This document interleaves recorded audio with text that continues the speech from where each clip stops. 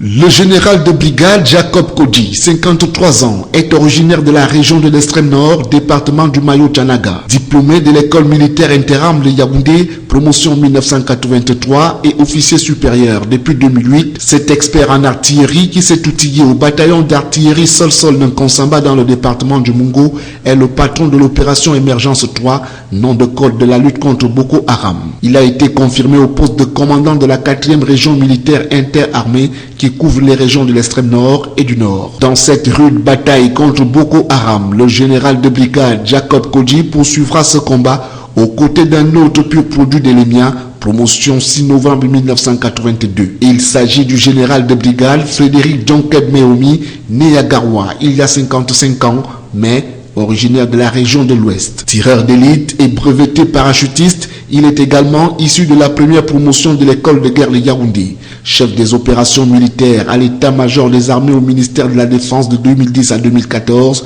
le général de brigade Frédéric Djonkeb est le commandant de la 3e région militaire interarmée. Pour les mêmes besoins de la cause, 2 autres généraux à l'honneur ce 21 août 2015 ont été mis à la disposition de la force multinationale mixte de la commission du bassin du lac Tchad. Le premier, le général de brigade Valère Nka, en sera le commandant Ansgon. Âgé de 59 ans, originaire de la région du centre, département de la Léquié et diplômé de l'EMIA, il a occupé, avant sa brillante promotion, d'importantes responsabilités au sein des unités de défense de la République, notamment au secrétariat militaire et dans les régions militaires interarmées. Avant sa nomination, le général Valère Nka était attaché de défense auprès du haut-commissaire du Cameroun au Nigeria. Le second haut gradé détaché auprès de la force multinationale mixte de la CBLT est un homme discret et efficace. Âgé de 57 ans, le général de brigade Bouba Dobekreyo a été admis à l'EMIA en 1983 après un passage à l'ex-faculté de droit et des sciences économiques de l'université de Yaoundé. Après avoir prouvé son efficacité dans la conquête de la presqu'île de Bakassi,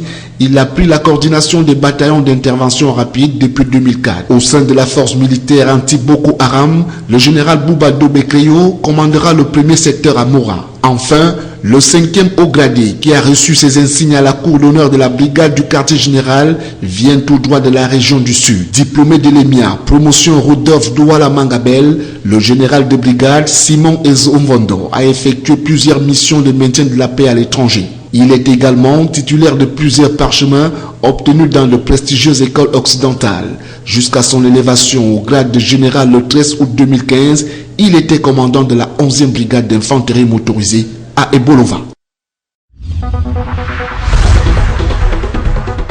Le sujet du paquet minimum a été abordé en marge de l'ouverture des travaux de la concertation des responsables des services centraux et déconcentrés du ministère de l'Éducation de base dans le cadre de la traditionnelle réunion préparatoire de la rentrée scolaire 2015-2016. Le paquet minimum, comme vous le savez, a été décentralisé depuis 2010. C'est un ensemble de documents que les directeurs d'école peuvent utiliser, et vous voyez, il varie d'un endroit à un autre. Ayant parlé de la décentralisation, c'est chaque commune ce paquet minimum est géré par les maires maintenant. Alors il a été demandé à nos collaborateurs de terrain, Madame le ministre a demandé aux collaborateurs de terrain de se rapprocher des maires afin d'identifier les besoins spécifiques à chaque zone, à chaque école.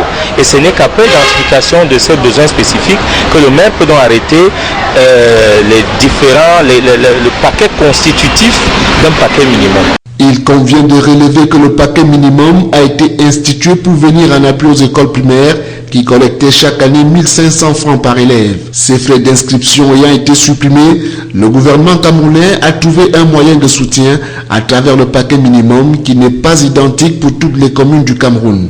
Il est constitué en fonction des besoins de chaque unité pédagogique.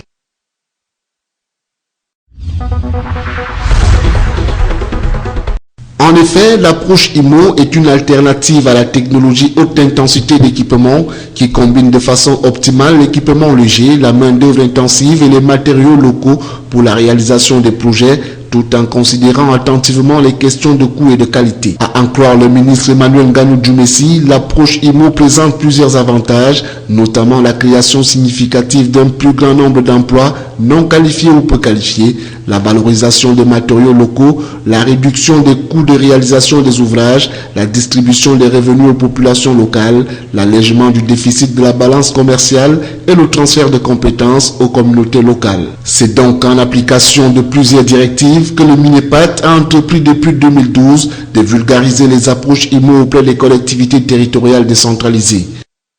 Nous voulons dire que c'est un début de réponse, sinon une réponse significative aux problèmes d'emploi jeune, aux problèmes de développement de notre arrondissement, aux problèmes d'assainissement par rapport aux inondations que nous avons subies ces derniers temps, conséquent aux précipitations qui ont créé des calamités dans notre arrondissement. Pour la poursuite de ces réalisations démonstratives suivant la technique IMO, 9 collectivités territoriales décentralisées ont été retenues. Et il est attendu de celles-ci la création de près de 1400 emplois nouveaux pour environ 650 millions de salaires cumulés distribués.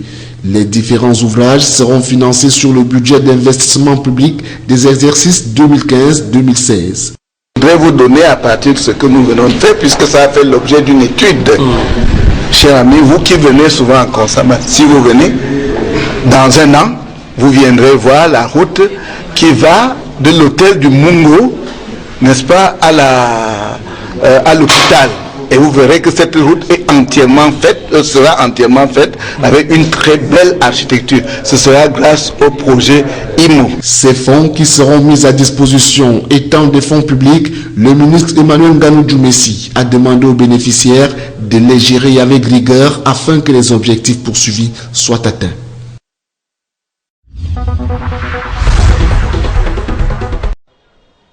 « 2015 est une année toute particulière du fait des exactions de Boko Haram qui créent les mois au Cameroun.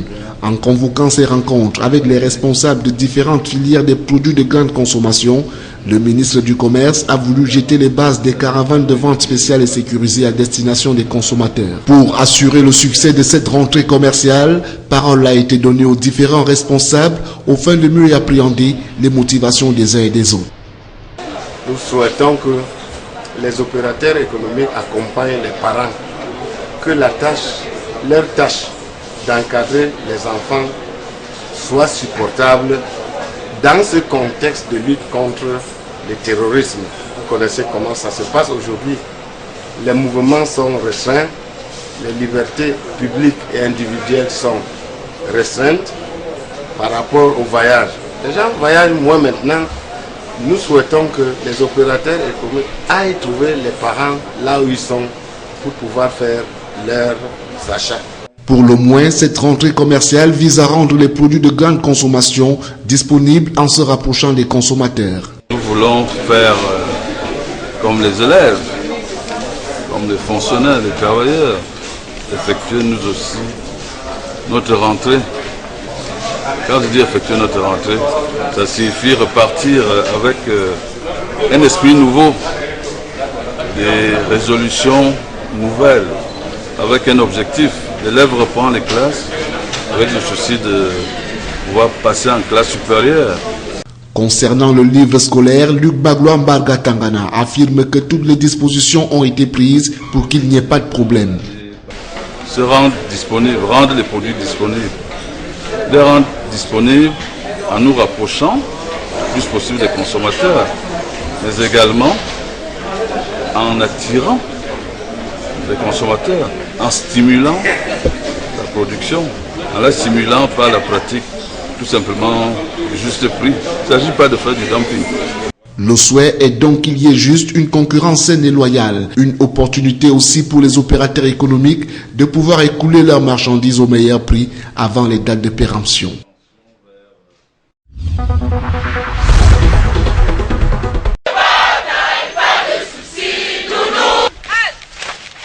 Ils sont au total 600 jeunes à recevoir cette formation qui rentre dans le cadre des activités menées sur l'ensemble du territoire par l'Agence du Service civique national de participation au développement. Ce sont donc ces appelés installés au lycée classique et moderne de Gaoundéré qui ont reçu la visite du gouverneur de la région de l'Adamawa. Abakar Ahmad est venu s'assurer du bon déroulement de cette formation d'une durée de 60 jours.